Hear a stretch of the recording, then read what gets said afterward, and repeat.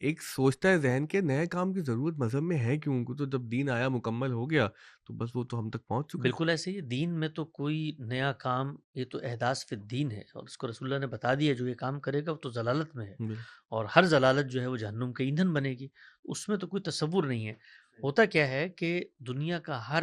Narrative جو آپ کو دیا جاتا ہے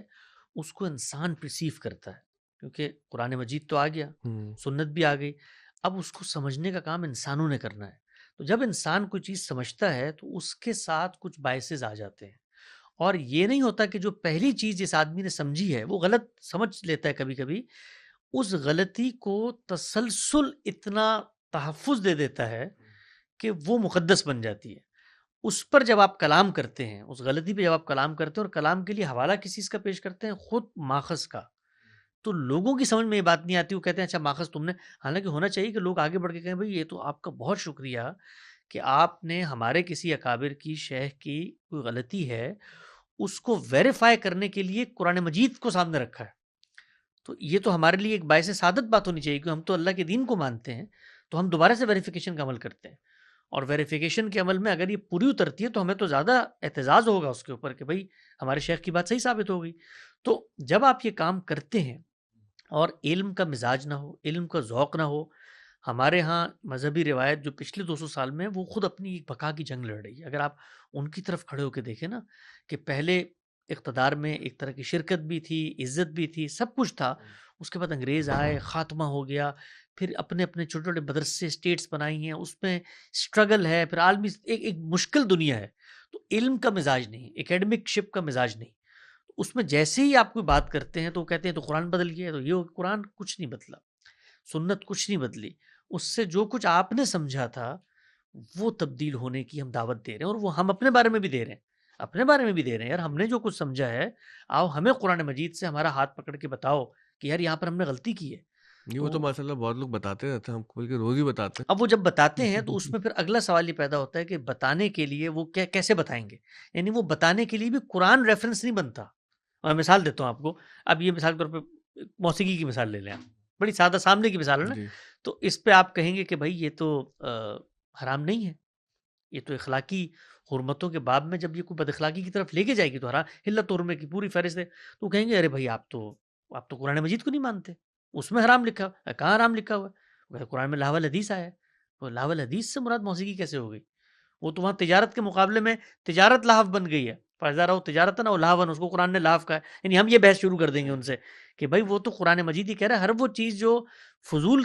آپ کے مشاغل کی طرف آپ کو لے جائے وہ لہو ہو جائے، اس سے موسیقی کا کہیں گے ابن عباس نے تو یہ کہا ہے نا موسیقی ہے، وہ تو پھر اس میں ریفرنس ماخذ نہیں رہتا۔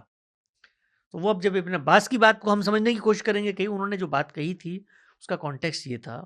انہوں نے جو بات کی تھی بالکل ٹھیک کہی تھی، ہم بھی اس کو مانتے ہیں، لیکن وہ بات نہیں ہے جو آپ کہہ رہے ہیں، تو اس سے ڈیبیٹ کا آغاز، صحیح۔ تو ڈیبیٹ سے مفر نہیں ہے، تو وہ ڈیبیٹ سے جہاں پر آپ گفتگو کرتے چلے آخر جا کر ایک چیز ہی رکے گی اور وہ ہوگی اجماع، کہ بھائی اس پہ سب کا اتفاق ہے۔ تو اب وہ جب آپ اس پہ سوال کریں گے کہ یہ جو اتفاق ہے یہ خود آپ کی علمی روایت کے بڑے لوگ کہتے ہیں کہ آج تک کسی چیز پہ اتفاق ہو نہیں سکا علمی مسئلے پہ، تو پہلے تو اس کا انعقاد دکھا دیں، اگر اتفاق ہے عملی طور پہ سوال ہی پیدا، علمی طور پہ سوال ہی پیدا ہوتا ہے کہ بھائی یہ دین نے کہاں کہا ہے کہ کہیں پر اتفاق ہو جائے کسی بات کے اوپر تو وہ دین بن جاتی ہے، اس میں وہ حدیث آتی ہے اس میں نا وہ حدیث لا کے بیان کرتے ہیں کہ کہ گمراہی بھائی پہ متفق نہیں ہوگی وہ امت۔ پہلے آیت بیان کرتے ہیں پھر حدیث بیان کرتے ہیں، میں صرف سمجھنے کے لیے بتا رہا ہوں، جی سب جی اس کی جی تردید جی، ہاں وہ مقصود نہیں ہے، پروسیس سمجھ رہے ہیں بالکل، پروسیس سمجھ رہے ہیں، ہاں وہ جب وہ بتائیں گے نا، اب مثال کے طور پہ آیت بتائیں گے کہ بھئی قرآن مجید کی سورۃ نساء میں آیا وہ من یشاقق اللہ ورسول، جنہوں نے اللہ اور اس کے رسول اور مومنین کے رستے سے ہٹایا تو وہ نولی بھی مت، اس کو جہنم میں ڈال دیں گے، سب کچھ ہو جائے گا۔ تو اب کہیں گے بھئی یہ آیت جو ہے اس میں اجماع کہاں زیر بحث ہے؟ وہ کہیں گے یہ تو امام شافعی نے 25 دفعہ قرآن مجید پڑھا تھا پھر اس کے بعد اجماع کی آیت دریافت کی تھی، تو پھر اس کے بعد سوال ہوگا بھئی امام شافعی نے کہاں کی تھی، کیونکہ ان کی کتاب تو رسالہ ہے، پورے دین پر وہاں تو کہیں وہ آیت نہیں لے کر آئے۔ پھر امام شافعی کے اپنے شاگرد یہ بتاتے ہیں آگے چل کے کہ شافعی نے کبھی پوری زندگی اجماع کے حق میں یہ آیت پیشی نہیں کی، یعنی یہ تہ در تہ چیلنج ہونے کا سفر ہوتا ہے۔ صحیح۔ آیت پہ گفتگو ہوگی تو بات ہوگی بھئی پیچھے منافقین کا ذکر ہے، اس کو آپ نے اپنی علمی آرا سے کیسے، تو مجھے لگتا ہے کہ یہ ایک بڑا کٹھن پروسیس ہے، اسکالرشپ کا کام ہے۔ یہ بڑا جاں گسل پروسیس ہے، اس کے اندر جو کام غامدی صاحب نے کیا ہے یہ اگلی 2-4 نسلوں نے مزید اس کو آگے بڑھانا ہے، اطلاق کی سطح پہ بڑھانا ہے، اور لوگوں کو یہ بتانا ہے کہ بھائی یہ کام ہوگا، یہ آپ اگر مطمئن ہیں گھر پہ وہ کام کر کے تو آپ بیٹھیے،